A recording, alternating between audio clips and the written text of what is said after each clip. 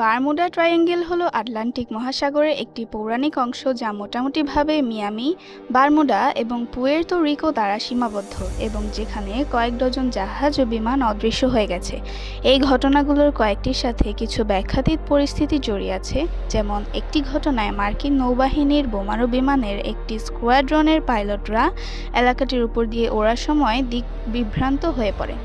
বিমানগুলো আর কখনো খুঁজে পাওয়া যায়নি।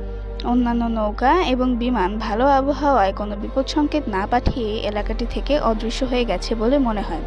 কিন্তু বারমুডা ট্রায়াঙ্গেল সম্পর্কে অসংখ্য কাল্পনিক তথ্য প্রস্তাব করা হলেও সেগুলোর কোনোটি প্রমাণ করে না যে মহাসাগরের অন্যান্য ব্যস্ত অংশের তুলনায় এখানে রহস্যময় অন্তর্ধানের ঘটনা বেশি ঘটে। প্রকৃতপক্ষে মানুষ প্রতিদিন কোনো দুর্ঘটনা ছাড়াই এই এলাকা দিয়ে যাতায়াত করে। বারমুডা ট্রায়াঙ্গেল বা ডেভিলস ট্রায়াঙ্গেল নামে পরিচিত এলাকাটি ফ্লোরিডার দক্ষিণ পূর্ব প্রান্তের অদূরে প্রায় 5,00,000 বর্গ কিলোমিটার সমুদ্র জুড়ে বিস্তৃত। ক্রিস্টোফার কলম্বাস যখন নতুন বিশ্বে তার প্রথম সমুদ্রযাত্রায় এই এলাকা দিয়ে যাচ্ছিলেন, তখন তিনি জানিয়েছিলেন যে এক রাতে আগুনের একটি বিশাল শিখা সমুদ্রে আছড়ে পড়েছিল এবং কয়েক সপ্তাহ পরে দূরে একটি অদ্ভুত আলো দেখা দিয়েছিল। তিনি কম্পাসের অনিয়মিত পাঠের কথাও লিখেছিলেন। সম্ভবত সেই সময়ে বারমুডা ট্রায়াঙ্গেলের একটি ক্ষুদ্র অংশ ছিল পৃথিবীর সেই কয়েকটি স্থানের মধ্যে একটি, যেখানে প্রকৃত উত্তর এবং চৌম্বকীয় উত্তর একই সরলরেখায় ছিল। আপনি কি জানেন, বিশ্বজুড়ে একা নৌযাত্রা করা প্রথম ব্যক্তি হিসেবে ব্যাপক খ্যাতি অর্জনের পর জোশুয়া স্লোকাম 1909 সালে মার্থাস ভিনয়ার্ড থেকে দক্ষিণ আমেরিকায় যাওয়ার পথে নিখোঁজ হয়ে যান।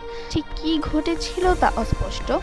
পরবর্তীকালে অনেক সূত্র তার মৃত্যুর জন্য বারমুডা ট্রায়াঙ্গেলকে দায়ী করে। উইলিয়াম শেক্সপিয়ারের নাটক দ্য টম্পেস্ট, যা কিছু পণ্ডিতের মতে বারমুডা একটি বাস্তব জাহাজডুবির উপর ভিত্তি করে রচিত, সম্ভবত এই অঞ্চলের রহস্যময়তা বাড়িয়ে তুলেছিল। তা সত্ত্বেও 20 শতাব্দীর আগে পর্যন্ত রহস্যজনকভাবে অন্তর্ধানের ঘটনাগুলো জনসাধারণের তেমন মনোযোগ আকর্ষণ করেনি।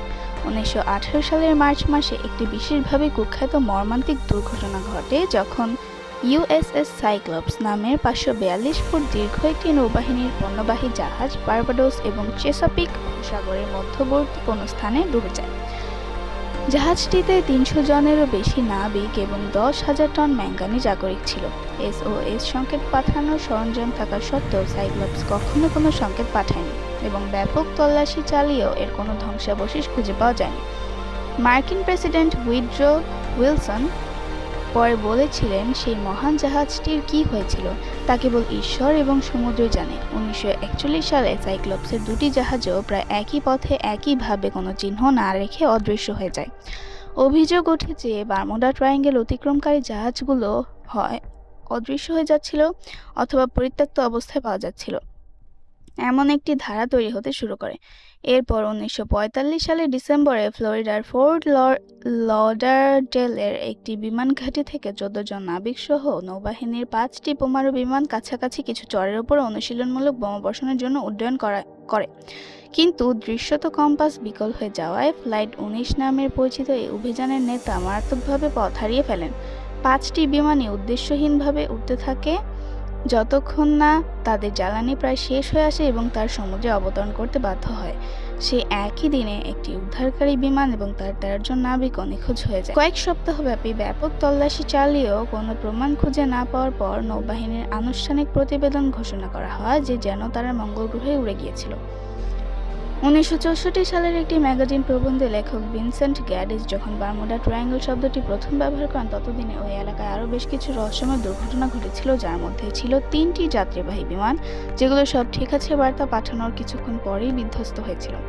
চার্লস বার্লিটজ, যার দাদা বার্লিট ভাষা বিদ্যালয় প্রতিষ্ঠা করেছিলেন, তিনি 1974 সালের এই কিংবদন্তি নিয়ে একটি চাঞ্চল্যকর বেস্ট সেলার লিখে এটিকে আরও উস্কে দেন। তারপর থেকে বহু সহকর্মী অতি প্রাকৃত লেখক এই ত্রিভুজের কথিত প্রাণঘাতিতার জন্য ভিনগ্রহী আটলান্টিস ও সামুদ্রিক দানব থেকে শুরু করে টাইম ওয়ার্প এবং বিভিন্ন বিপরীত মাধ্যাকর্ষণ ক্ষেত্র পর্যন্ত সবকিছুকে দায়ী করেছে, যেখানে আরও বিজ্ঞানমনস্ক তাত্ত্বিকরা চৌম্বকীয় অসঙ্গতি, জলস্তম্ভ বা সমুদ্রতল থেকে মিথেন গ্যাসের বিশাল অগ্নুৎপাতের দিকে ইঙ্গিত করেছেন। তবে সম্ভবত এমন কোনো একক তত্ত্ব নেই যে এই রহস্যের সমাধান করতে পারে। যেমন একজন সংশয়বাদী বলেছেন, বারমুডা ট্রায়াঙ্গেলের প্রতিটি নিখোঁজ হওয়ার ঘটনার জন্য একটি সাধারণ কারণ খোঁজার চেষ্টা করাটা অ্যারিজোনার প্রতিটি গায়ের দুর্ঘটনার জন্য একটি সাধারণ কারণ খোঁজার চেষ্টার চেয়ে বেশি জরুরি।